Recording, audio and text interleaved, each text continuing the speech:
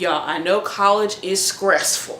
I know you guys have been watching my videos, looking at it, and just thinking that, oh my gosh, everything Blossom is saying is completely true. Blossom the Creativist is a freaking god. Oh my gosh, everything is right. This meal plan is too expensive. There's bugs in my food. Why am I here? I hate college. Get me out. Oh my. And I understand there's a lot of people out there that do not like college, that are in college for whatever reason unknown. Maybe they need it for their degree, or they need it, or their parents are gonna ship them back to Africa. The issue at hand, I don't hate college. I'm just being real with you guys. I really don't hate it.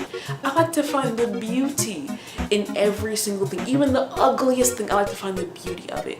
And for your health, I would like you guys to do the same thing too, which is why I created this video entitled 5 things you need to do to hate college less.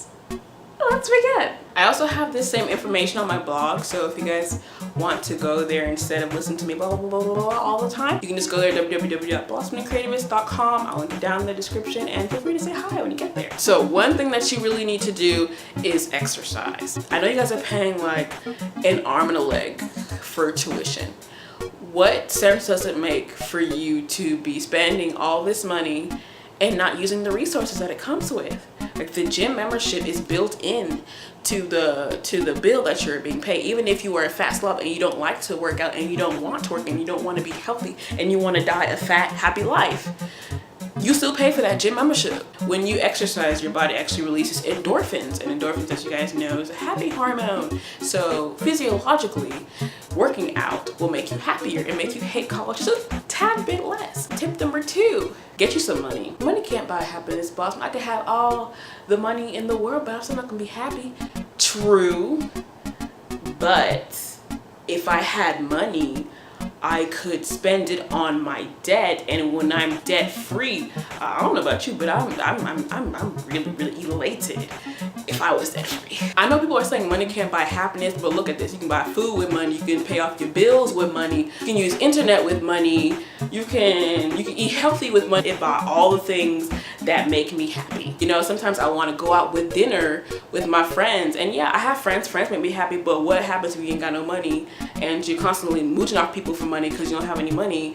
Then they're not gonna be happy, then they're not gonna be your friends, and then I'm not gonna be happy because I don't have any friends. So technically, yes, money can buy happiness. I don't know what type of happiness you looking for, but with that being said, it's important to get a job that is not too strenuous. Try to make it so that you can still be sane. Like these little server or waitress jobs that's like $2.13 an hour and you're relying on tips. I don't know. Maybe it depends on where you're going, what type of job, where the job is located, but personally that's not for me. And then they have jobs at the university center here where you have to go to basketball games and you have to stand up for the entire time, or go to football games and go outside.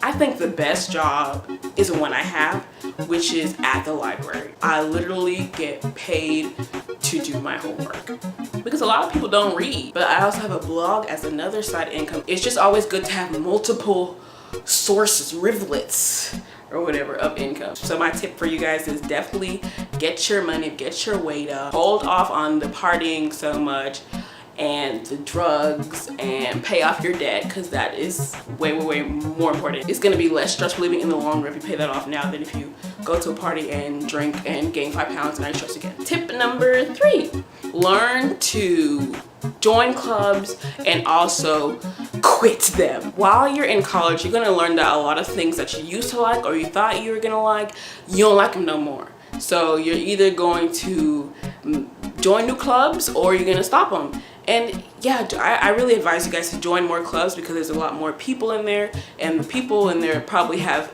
similar interests that may also interest you. But at the same token, you know, if there's a club that's sending you too many emails that you're not clicking on because you really don't hit with them like that, you know, just stop. I wouldn't say quit, but I'd say removed myself. I removed myself from about 2 clubs last year. I wasn't passionate about those clubs, so I don't want to waste their time. So I left. And I had more money in my pocket because those were less dues I had to pay. Number 4, try to become a morning person. Becoming a morning person implies waking up not at the booty crack of dawn, but just waking up earlier than 11 o'clock. I just feel like I get a lot more work done in the time that my roommate is asleep and everybody else is asleep. I'm just up, wide awake, and I'm doing homework. So try and wake up a little bit earlier every day. Probably like 30 minutes earlier to an hour earlier, and then eventually you'll come up to 5 in the morning doing work. That's not for me. And then when you wake up early, it just feels like you can do a lot more stuff. Like you can procrastinate a little bit more. And tip number 5, which is, I believe, has the most weight in this entire series, change your major. You know, it's one thing to be stressed out. Stress happens to everybody. Babies are stressed, moms are stressed, dads, everybody gets stressed. But if you are constantly stressed, constantly hurting yourself physically and mentally, questioning why this is happening to you, questioning your own existence, why do you exist, to endure so much pain, maybe, y'all, just maybe, it's time to think about something else. This is your life. This is your loan, this is your debt. 4 years afterward, this will be your profession.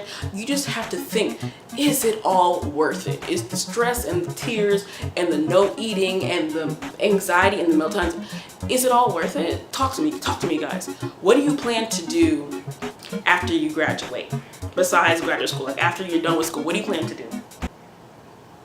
Okay, is that something that you actually want to do? Do you want to get out of bed every single day and do it? Is it going to pay off your debt in a realistic, smooth fashion? And does this feel like, will it feel like work to you, or will it feel like, man, I'm having so much fun, it's like I haven't even worked in a day in my life? These are things you have to put into consideration. My philosophy is, if you're going to work for school, if you're going to school to study, probably like 4 to 8 years, and you're in pain and you're stressed out because you're studying for so long, only to do a job where you're going to be in more pain and in more stress because you're doing work all day long, what have you accomplished? I'll tell you what, stress and lots of debt. And there's actually this one quote my friend told me about a while ago.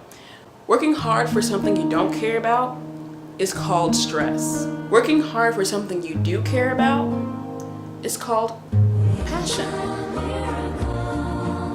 Shout out to Austin. This man be telling me to shout him out all the time. He's apparently my GR, graduate resident hall assistant something, and he's really cool. So if you're watching this, Austin, hi. And my only complaint is, can you please fix the internet and the service, because I have to go all the way outside. So can you like fix the reception, or to get some Xfinity or something, because this ain't cutting. Bye.